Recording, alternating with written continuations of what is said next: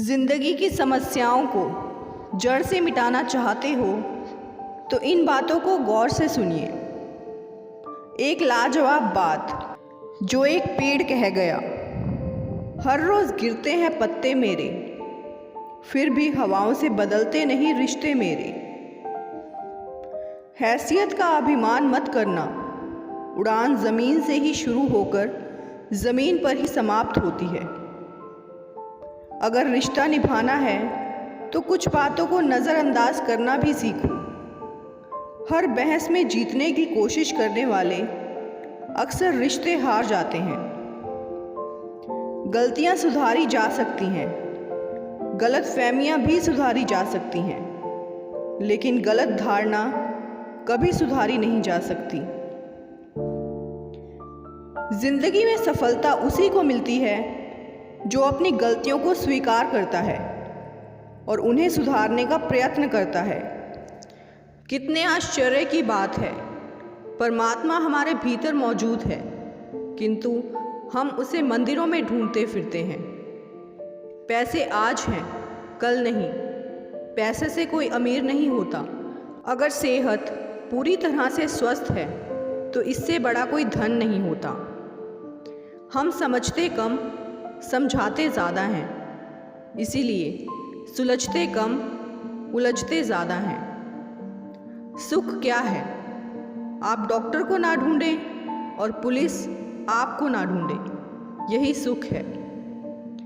जैसे गाड़ी के चलने पर उसमें बैठे यात्री आगे पीछे हो जाते हैं, उसी प्रकार जिंदगी भी एक गाड़ी है जिसमें सुख दुख आते जाते रहते हैं। हमें इनसे घबराना नहीं चाहिए, हंसकर इसका मुकाबला करना चाहिए। क्रोध मनुष्य का सबसे बड़ा शत्रु है। जिसने क्रोध को अपने काबू में कर लिया, वह व्यक्ति संपूर्ण पृथ्वी को जीत सकता है।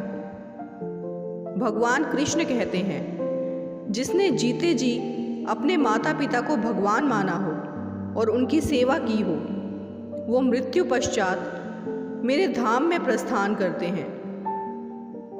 भविष्य वह है जो अभी तक घटा ही नहीं, इसीलिए भविष्य की चिंता छोड़ो, अपने वर्तमान पर ध्यान दो जो आपके हाथों में है। जिंदगी में कुछ दोस्ती नादानों से भी ज़रूर रखना, क्योंकि ज़रूरत पड़ने पर समझदार लोग अक्सर व्यस्त रहते हैं। जो अपना ना हुआ उस पर कभी हक मत जताना, और जो समझ ना सके उसे अपना दर्द कभी मत बताना। खोकर पता चलती है कीमत किसी की, पास हो तो एहसास कहाँ होता है। मेरी खामोशी से किसी को कोई फर्क नहीं पड़ता। शिकायत के 2 अल्फाज कहूँ तो चुप जाते हैं। जो आपके बगैर खुश हो तो बस उसे खुश ही रहने दो।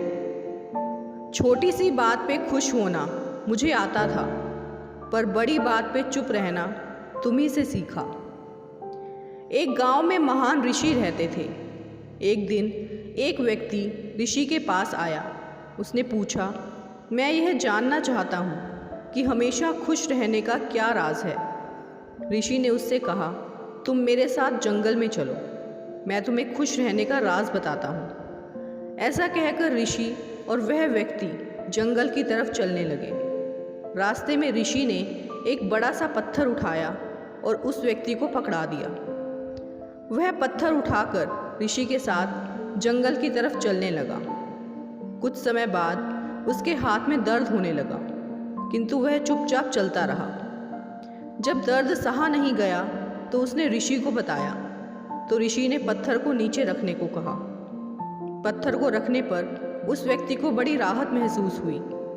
ऋषि ने कहा, यही है प्रसन्न रहने का राज। व्यक्ति ने कहा, गुरुवर मैं समझा नहीं। तो ऋषि ने कहा, जिस तरह इस पत्थर को 1 मिनट तक हाथ में रखने पर थोड़ा सा कष्ट होता है, अगर इसे और ज़्यादा समय तक उठाए रखेंगे तो दर्द बढ़ता जाएगा।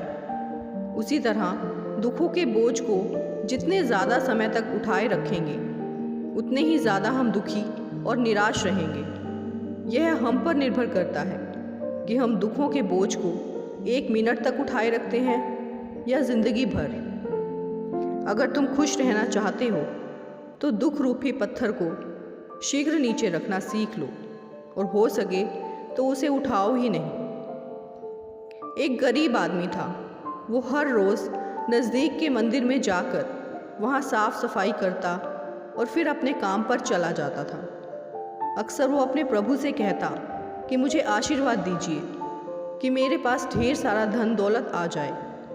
एक दिन ठाकुर जी ने बाल रूप में प्रकट हो उस आदमी से पूछ ही लिया कि क्या तुम मंदिर में केवल इसीलिए काम करने आते हो?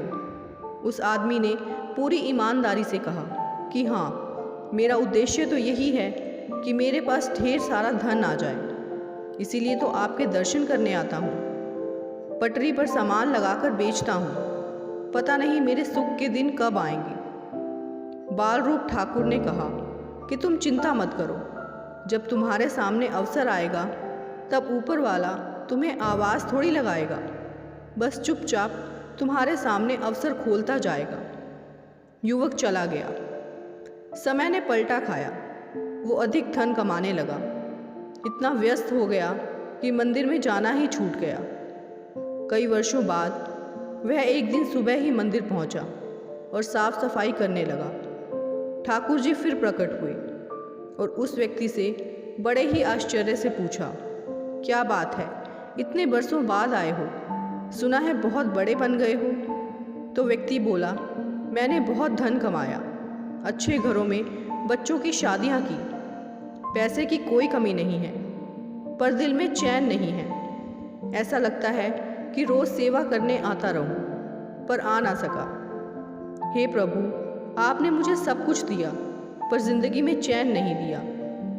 प्रभु ने कहा कि तुमने वह मांगा ही कब था?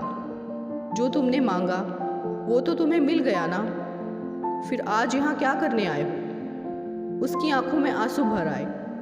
ठाकुर जी के चरणों में गिर पड़ा और बोला, अब कुछ मांगने के लिए सेवा नहीं करूँगा, बस दिल को शांति मिल जाए। ठाकुर जी ने कहा, पहले तय कर लो कि अब कुछ मांगने के लिए मंदिर की सेवा नहीं करोगे, बस मन की शांति के लिए ही आओगे। ठाकुर जी ने समझाया कि चाहे मांगने से कुछ भी मिल जाए, पर दिल का चैन कभी नहीं मिलता, इसीलिए सेवा के बदले कुछ मांगना नहीं है।